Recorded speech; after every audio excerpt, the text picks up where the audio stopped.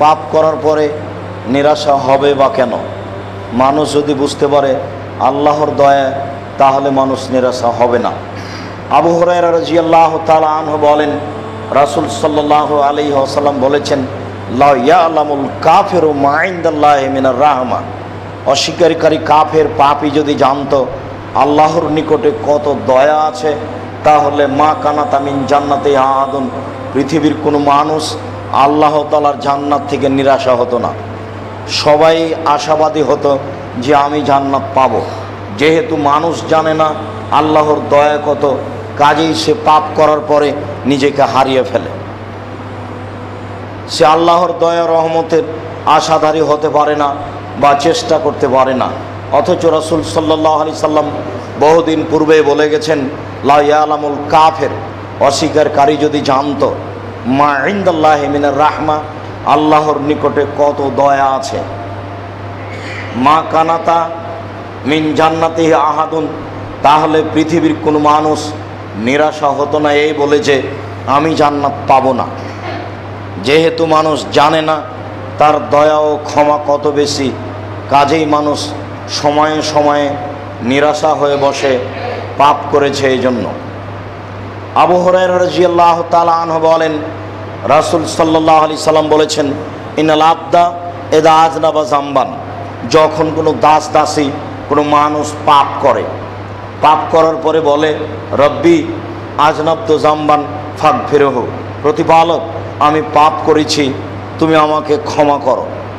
তখন আল্লাহ তাআলা বলেন, আলেম আব্দি আন্না লাহু রাব্বান, আমার দাস দাসী কি জানে যে তার একজন প্রতিপালক রয়েছেন, একফিরুল্লাহু ওয়া ইয়াখুজুহু, যিনি ক্ষমা করতে পারেন, যিনি শাস্তি দিতে পারেন। আসলে কি এইভাবে জেনে বলছে? ফায়াকুল রব্বহু তাআলা, তখন তার প্রতিপালক আল্লাহ তাআলা বলেন, আলেমা আব্দি, আমার দাস দাসী কি জানে যে তার একজন প্রতিপালক রয়েছেন, যিনি ক্ষমা করতে পারেন, যিনি শাস্তি দিতে পারেন? আসলে কি এইভাবে জেনে আমাকে বলছে? যদি সত্য সত্যই জেনে বলে গাফারতু লাহু, তাহলে আমি তাকে ক্ষমা করে দিলাম। ফামাকাসা, তারপর দিন যায় রাত্রি যায়, দিন যায় রাত্রি যায়, কোনো একদিন আবার পাপ করে বসলো, বলল, রব্বি আযনাবতু যামবান, হে আমার প্রতিপালক আমি পাপ করেছি, ফাগফিরহু, তুমি এটা মাফ করে দাও, আমাকে মাফ করো। তখন আবার আল্লাহ তাআলা বলেন, আলেম আব্দি, আমার সেই দাস দাসী কি জানে আন্না লাহু রাব্বান, তার একজন প্রতিপালক রয়েছেন, একফিরুল্লাহু ওয়া ইয়াখুজুহু, যিনি তাকে ক্ষমা করতে পারেন, যিনি শাস্তি দিতে পারেন? আসলে কি এটা জেনে শুনেই আমার কাছে ক্ষমা চাচ্ছে? যদি তাই হয়, গাফারতু লাহু, আমি তাকে মাফ করে দিলাম। সুম্মা মাকাসা, দিন যায় রাত্রি যায়, কোনো এক সময়ে আবার পাপ করে বসলো, তারপরে বলে, রব্বি আযনাবতু যামবান, হে আমার প্রতিপালক আমি পাপ করেছি। ফায়াকুল রব্বহু তাআলা, তখন তার প্রতিপালক বলেন, আলেম আব্দি, আমার দাস দাসী কি জানে আন্না লাহু রাব্বান, তার একজন প্রতিপালক রয়েছেন, একফিরুল্লাহু ওয়া ইয়াখুজুহু, যিনি ক্ষমা করতে পারেন, যিনি শাস্তি দিতে পারেন?